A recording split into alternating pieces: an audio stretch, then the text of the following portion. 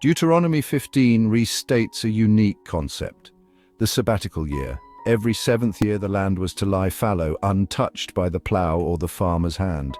This meant not cultivating the land for a whole year, allowing nature to take its course. This practice served multiple purposes, both practical and spiritual. It allowed the land to rest and regenerate, restoring its nutrients and fertility. It reminded the Israelites that true ownership belonged to God, and they were merely stewards of His creation. The sabbatical year had profound social implications too. During this year, all debts were to be forgiven, a radical act of economic reset. This ensured that no Israelite remained trapped in perpetual debt. Offering a fresh start to everyone, it fostered a spirit of generosity and compassion within the community, encouraging people to support one another. This practice promoted equality and social harmony, breaking down barriers between the rich and the poor. The sabbatical year was a time for renewal, not just for the land, but for the people as well. It was a reminder of the importance of rest, reflection, and community. In a world that often values constant productivity, the sabbatical year teaches us the value of taking a step back. It shows us that sometimes the best way to move forward is to pause and let things be. A time for renewal, a time for growth, a time for healing. The sabbatical year is a timeless lesson in balance and harmony.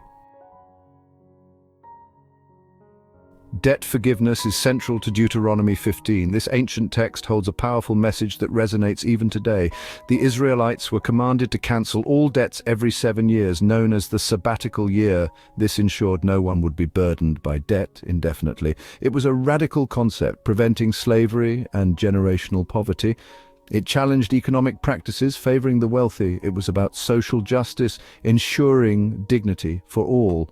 It promoted equitable resource distribution. Highlighting compassion and fairness, it reminds us to care for our neighbors. Forgiving debts fostered community support and unity. These practices urge us to create a just and compassionate society today. Deuteronomy 15 emphasizes compassion for the poor. The Israelites were instructed to be open-handed towards those in need. Lending without interest was encouraged. Refusing to help the poor was strictly forbidden. This was not just charity, it was about recognizing the inherent dignity of every human being. God expected His people to care for the vulnerable.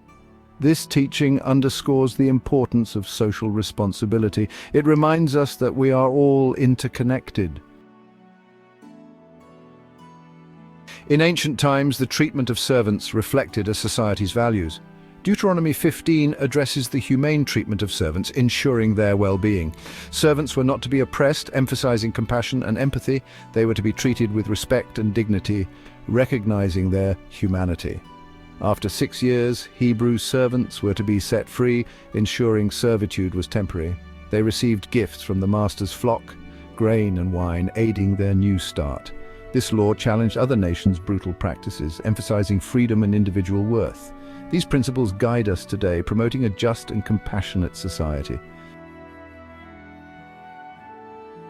The teachings of Deuteronomy 15 resonate deeply in the modern world. The principles of debt relief, social justice, and compassion for the poor are as relevant today as they were thousands of years ago. We face similar challenges today: income inequality, poverty, and exploitation.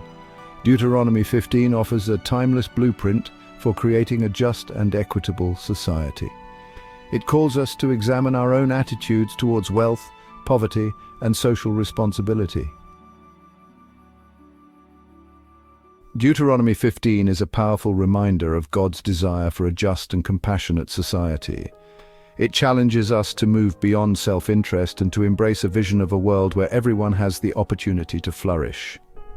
The principles outlined in this chapter are universal. They transcend time and culture. By embracing these principles, we can work towards creating a world that reflects God's heart for justice and compassion.